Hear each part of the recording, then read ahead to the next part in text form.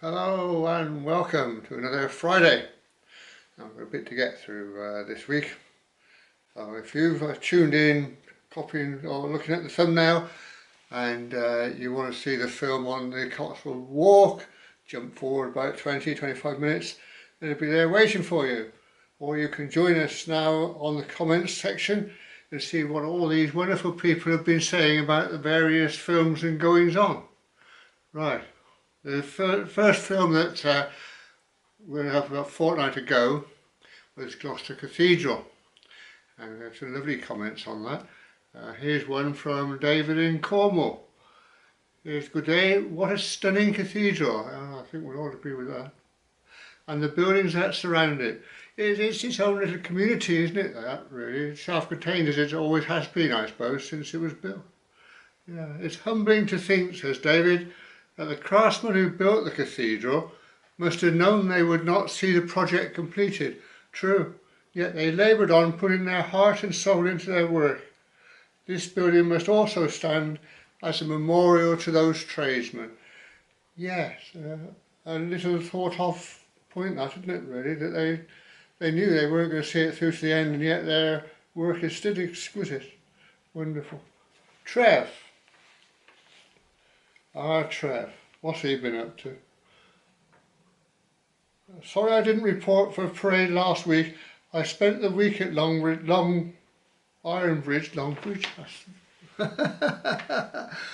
Yes, right, sorry about that, Trev. I spent the week at Ironbridge and the surrounding area walking. But this video has inspired me to pop up to the cathedral and revisit. The main altar screen and the stained glass windows are absolutely beautiful. We're not going to disagree with that, Trev. And what about those various stone steps? Yeah, you've got a big slab of stone, the threshold, and it's worn down practically to nothing. How many footfalls do you need to do to get that situation? Wow. Incredible. Because Trev's running behind time, see, the last film we did on the Gloucester and Warwickshire Heritage Railway, Trev goes on to say, the gentleman in the cafe with his hands behind his head is a vicar and a long-standing friend of mine. Trev's going to ask him why he was messing around on a railway rather than writing a sermon. Bad move, Trev. Bad move. Don't pick on the vicar. He'll get you every time. I volunteer on the light's terrible in here. I volunteer on the a railway. And this weekend, next Thursday and Friday, we hold our Halloween event. I appear as Dracula. Well, good typecasting there, I have to say. Complete with Cape Death, white face and fangs. Some people have told me it improves my looks no end. We wouldn't say anything cruel like that, would we? But Trev's ahead of the game, says, come on, Mr. Blaney, I know you can't hold back. Oh dear. Anyway, he says, it's a gig I enjoy doing. It's something to get your teeth into. See what I did there, he says. Well, that's all the nonsense I can muster for this week, says Trev. And thank you for your contribution, Trev. That's lovely. Pete Payne, sorry, a bit behind this week. What's going on?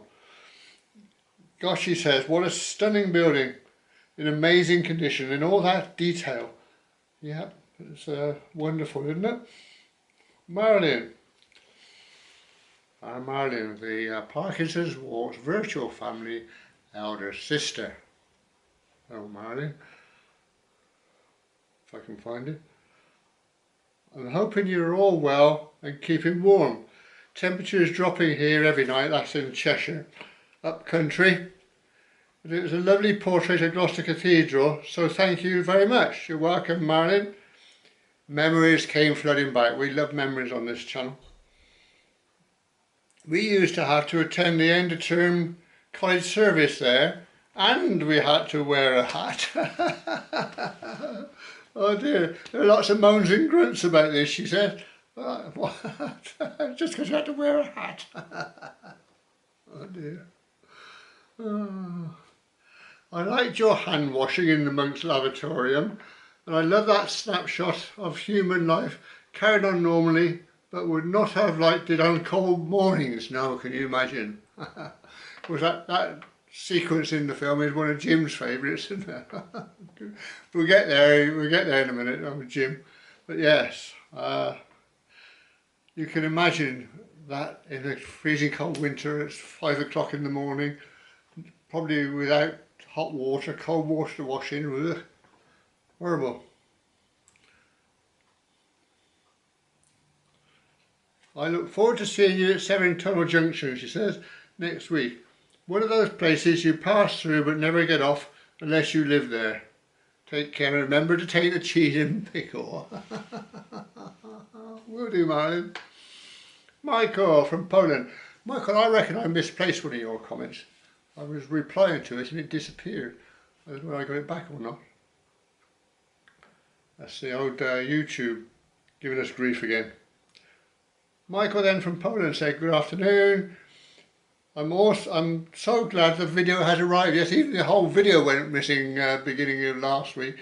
A slight technical hitch there. I know what I did. I'll take the rap.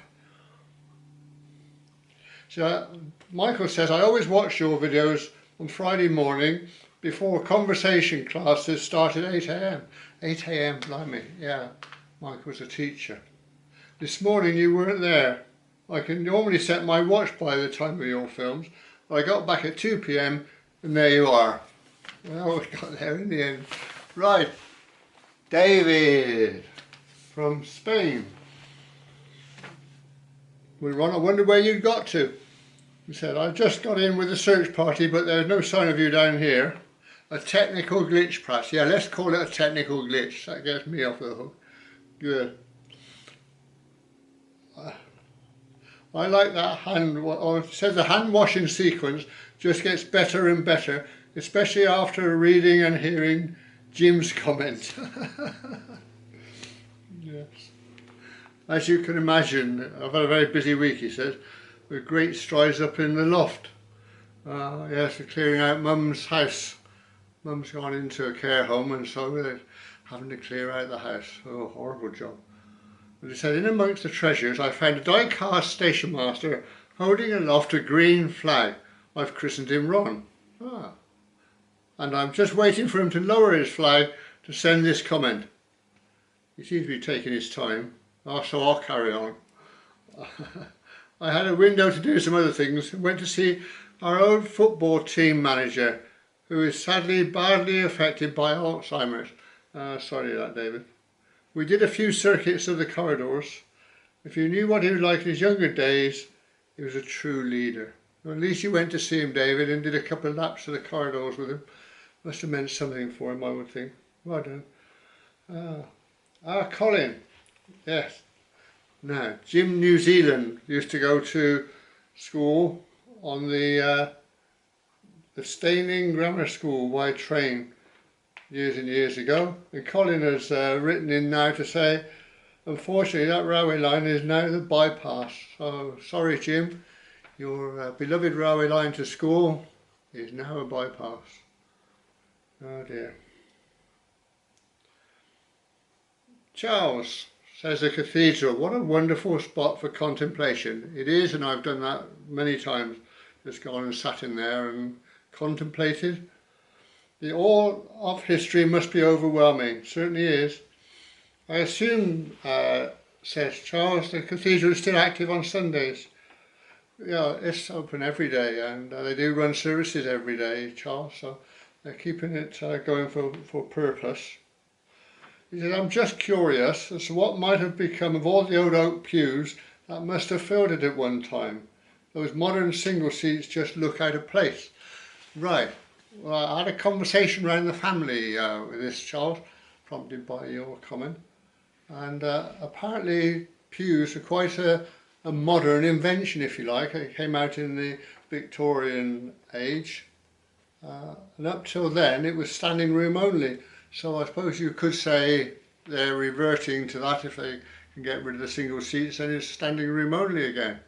Yeah, but I have to say a lot of churches that we know of are now discarding their pews to make the church more user friendly, so it can be used for other things.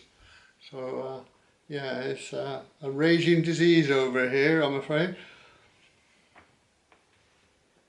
Right, West Country Wanderings, our Paul. Good to see the Parkinsons walk. Family mascot, Sumac again.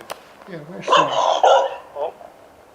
Always good to hear the sound of the Parkinson Walks news in Gloucester Cathedral. It's truly stunning. Thank you for showing us the buildings that surround the cathedral. They're incredible in their own right. Yeah. I don't know, Paul doesn't say whether he's done a film on that. He must have done, mustn't he? Yeah. So, probably worth looking at. You get all the history from Paul. Wonderful. Rick said, having been brought up in Ely and going into Ely Cathedral 6 days a week at the school there, I've always loved cathedrals. And Gloucester Cathedral is fantastic, and I will return to it many times. Well done, Rick. However, he said there's an anomaly regarding King's Court Edward. You're going to have to go and read the full comment and see what the mystery is concerning King Edward. Yes, off you go. No, don't go yet. Beautiful portrait, says Malcolm Richardson. Beautiful portrait of the breathtaking skills of the medieval mason. Yeah, the medieval times, all those decorations were done in stone. They're perfect, aren't they? Beautiful.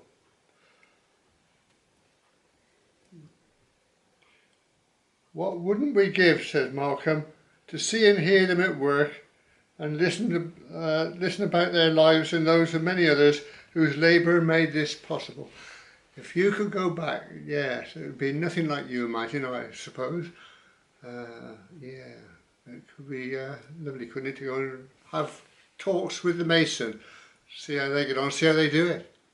Incredible. Yeah. Lionel and Mary. Lionel reckons it was a lovely film of the cathedral, taken on a beautiful day, and I'm sure Mary's been there. I'm positive Mary will have been there, without a shadow of a doubt. Right, we're motoring on. Somerset Man Walking, this is our Darren then. Love the Parkinsons Walks family comments, yeah, good. That cathedral in Gloucester truly is an amazing structure. Like I've said before, says Darren, I'm not religious, but I can only marvel at these fabulous buildings. Yeah, well, a lot of people that aren't religious go and sit in there for a while and it soaks into your skin. And I'm not saying you become religious, but you certainly have a different outlook on life. Jim Nichols, our Jim. It looked just as good on the second viewing, he says, except for a couple of shots that I won't mention this time. Jim gave me some grief over the hand washing piece, and he'd enjoyed the film up till then. Oh dear. Since passing my 85th birthday earlier this month, 85th birthday, belated happy returns from all of us, Jim. I seem to have spent all my time re-watching old things. It's too windy for kite flying. Jim's a great kite flyer. Too windy for kite flying, but a few roofs and trees have been flying around today. Crike. I watched Eric Sykes' The Plank, brilliant. For the 4th or 5th time, says Jim. And I've re-watched just about every Agatha Christie film ever made. You can't beat the old stuff when you're getting decrepit yourself. Good old Jim. Right, now there's a bit to get through still. So I'll pass you across to my assistant who will keep the ball rolling. Oi, you're on. What? On what? Oh, give me strength. He's such a nag. Right. Engage on a shelf. Simon, I assume that on entering the tunnel in the steam days it would have been windows shut pretty darn quick, yes. I suspect you could be right there, Simon, otherwise you'd all choke to death. As you probably see, we're on the film then for the Severn Tunnel Junction station, keeping it going. Dave from Cornwall. Good day. It's unfortunate that at architectural college, they don't teach pleasing to the eye anymore. Well, how we miss the old semaphore signal system. And being a proud Cornishman, I have to mention the 14 Cornish pumping engines built at hails of harvested hail, installed in the Severn tunnel to keep it dry. Working for 75 years, can you believe it? And pumping on average 12 million gallons a day. It just blows your mind thinking about it, doesn't it? Amazing stuff. Keith says that he used the Severn tunnel railway, used it many times, he says, in the 50s and 60s when the tunnel car shuttle ran between Severn tunnel junction and Pilning. Yes, I've got a film of Pilning somewhere on the system. That'll come out of the woodwork one day, I imagine. Right, Malvern Richardson, a rather bleak place. Yes, it certainly is, isn't it? As I remember, on the few occasions I have waited for connecting the service, some nice old photographs, he said, but I guess that it must have been busier. Yeah, what will it be busy with? I suppose traffic changing lines rather than for local people. There aren't many of them. Right. Michael from Poland. A very interesting video of a famous station, which because of so-called progress, looks nothing like it used to. To me it's rather bleak and uninteresting. The photographs you inserted, together with the old maps, certainly showed the site at its heyday, but for me it was a paradise to see the steam locos whizzing by, but now just a place to park my car and catch a train. Paul thought it was a good video. Paul from West Country Wanderings. I've been there on the train to get to Hereford from Stroud via Swindon and Newport, would you believe? Crikey, went a long way round. Went the pretty route. I've done that a couple of times, he says, but I've never had a chance to look at the station up close. Well, I don't think you need bother really, Paul. Looking at it, it's a bit of a dog. Charles Patterson, Charles, New Jersey, USA. You got to admit, he says, going back to days where they used a station master, the station landscaping seemed to be always beautiful, and it was all kept up together, wouldn't it? Yeah, those were the days. The old station master would keep it all in order. David, Spain. I can see why your interest was piqued, he says, after looking at the rail maps. Yeah, you can see it's busy. He says this was quite some junction. I must admit I couldn't really work out how to get to the Pontypool and Benavan Railway from here. Did that disappear in the editing? Yes, quite likely. He said, well, maybe at least we could enjoy the old brickwork holding up the platforms. That's all it was. And of all that wonderful stuff that used to be there, all that's left now are a few bricks holding up the platforms. Oh boy. Everything else looks long gone, he says. A real functional station. Yeah. You've seen the picture of the actual station building, the ticket office or whatever you want to call it. That's a disgrace, isn't it? Blimey. Oh well. He says, that said, he says, David, I enjoyed seeing the trains passing through, which all looked very inviting. Maybe our elder sister was on one of them. Well, I'd never be surprised at what Marlene gets up to. It wouldn't be surprising at all. Jim Nichols, New Zealand, our Jim. A very unattractive area, Ron, true. And judging by all the brambles in Budleigh, it will probably disappear under the weeds in a year or two unless some action is taken. And let it go, I would say. If you compare that scruffy site with the well-kept stations of the old days and some of the ones on today's heritage railways, it rather shows the decay in modern values, doesn't it just? All about costs these days, nothing else. Darren, Somerset man walking. Darren's turning out some lovely walking videos at the moment. If you fancy a walk. Shame there's not much left, he says. Like you say, that's progress, but we don't have to like it. He says you'd have had fun if you'd taken your skateboard with you, rolling down those huge ramps. You hooligan, Darren. Oh dear. Pete Payne. Well, that was miserable, he says. Sorry about that, Pete. More like a prison than a railway station. Bleak and unimaginative. At least it wasn't sleeting. No, that's all you needed to complete the picture there, wouldn't it? It was rain or sleet. That would have done it. Nice to see some rewilding on the platform, though.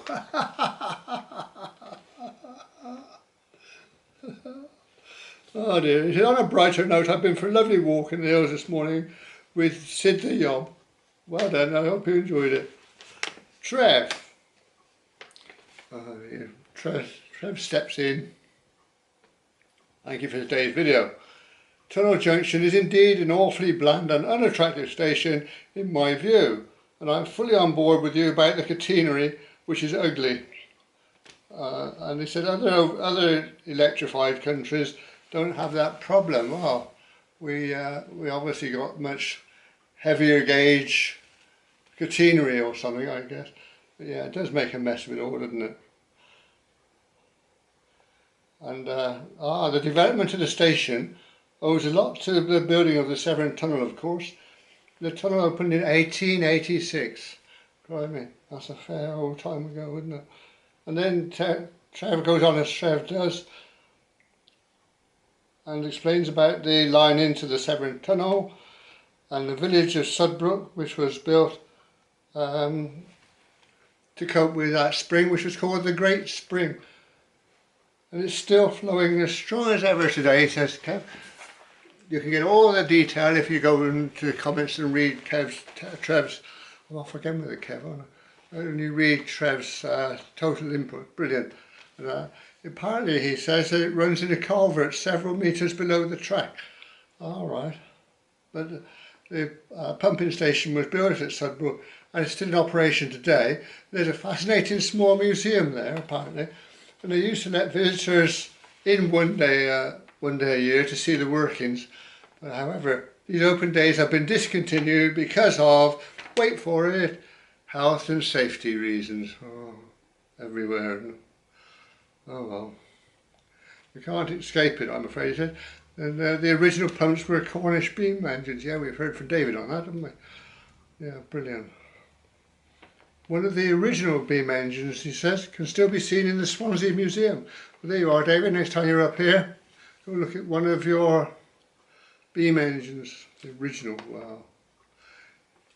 He said, that's about all I can say regarding the Severn Tunnel Junction. Blimey, that was a good input, Trev. Well done. See, I've been playing the part of Dracula at an annual Halloween event we hold on the Pontypool and Malvern Railway. That's good typecasting then, Trev, I would say. My makeup takes over 30 minutes to put on, lovies. This is the year's major event for us, and it's always a sellout. Yeah, that's good for the railway, isn't it? Thank goodness that's it for another year. I'm absolutely shattered, he says. It's 2:35 on Sunday morning as I type this. Crike! Blimey, no wonder you're tired. Wonderful. Right, Marilyn brings up the close for today. And she says no hospital this week. It's pretty amazing for our Marilyn. Keep out of the hospital. Yeah. Ah, the memories, she said. She knows we love memories on here. I don't know how you're going to take this memory, because it's sort of, can that really happen? She was on a train coming up from Wales heading at home, and the train went the wrong way and actually went down into the tunnel where it stopped, and they had to reverse it out. How on earth did that happen? Can't happen, can it? It's amazing. Well, That was actually an eyewitness. Marilyn was there. Crikey. She's noted some railway cottages by the side of the rail, and she said she'd love to live in one of those. She wouldn't get any work done and be out train spotting all day. Oh dear. Yeah, and she didn't like the catenary any more than any of the rest of us. It's ugly and eyesore. And then she's going on to tell us that she's been out for a picnic. What? It's November. She did admit it was a bit damp, and she saw some geese. And I said to her, I hope you had some cheese and pickle sandwiches. Stay full of the Parkinsons walks. Oh well. Her daughter isn't very well at the moment. Got the dreaded flu going round, so I asked Marilyn to wish her to get well soon from all of us on Parkinson's walks. Let's hope she does. Right, now, the film in a few seconds' time, some of you have been waiting for, is a walk in the Cotswolds on the slaughters, Upper Slaughter and Lower Slaughter. And this is probably a mile and a half from Bourton on the Water. Excuse me. And if you've ever been to Bourton on the Water, it's absolutely heaving. And yet this place, which is prettier in lots of respects, doesn't get anything like the numbers. So if you want a nice quiet walk in the Cotswold village, you can't go far wrong with this one. And then next week, we'll be coming up on Remembrance Day here in the UK. So I'm putting up a film of a visit by Pauline, myself, Pauline's twin sister and brother-in-law Mike, when we went to Flanders. It's really eye-opening when you go there. If you've never been, you ought to try and put some time aside to do it. We went by rail tours and they looked after us very well, I have to say. So that will be next week. I'll meet you in Flanders. Don't be late. How'd I do? Rubbish. I won't waste your time explaining where the slaughters are. Everybody knows the slaughters in the Cotswolds, don't they? This is our route. We're starting from the Coach and Horses on the main Stow to Northwich Road, going up that track there to Lower Slaughter, then we'll pop across there to Upper Slaughter, and then we'll come back. Simples, and I don't think there's need for any commentary, is there? Or not much? Let's find some nice music.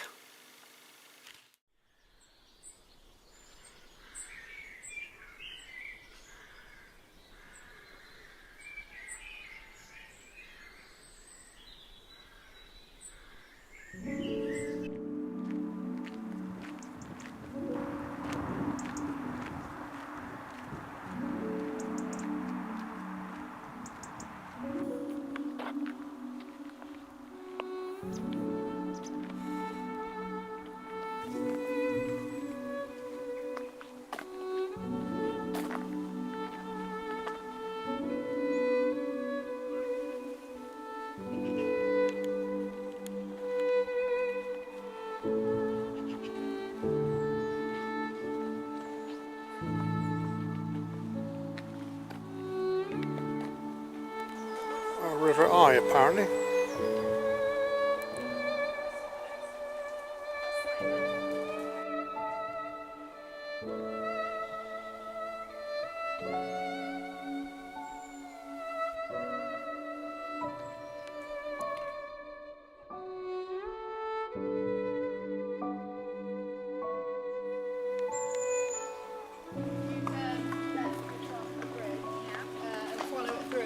The car park.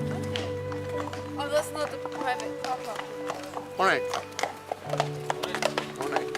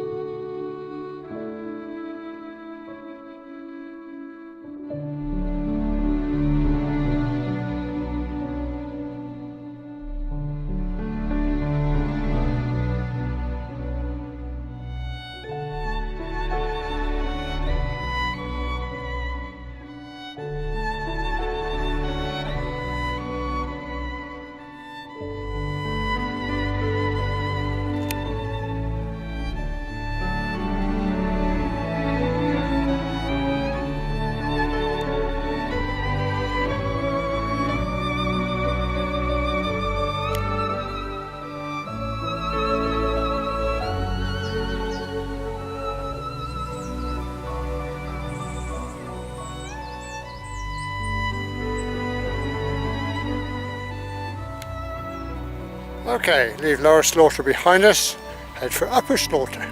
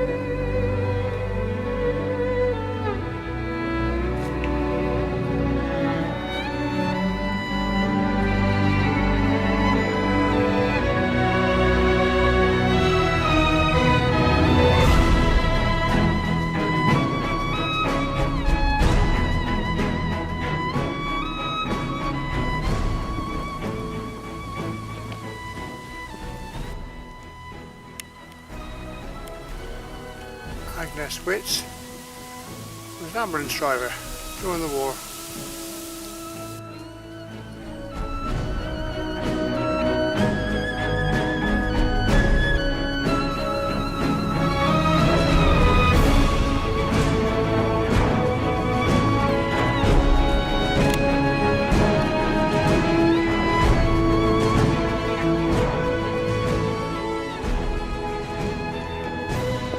Been day today.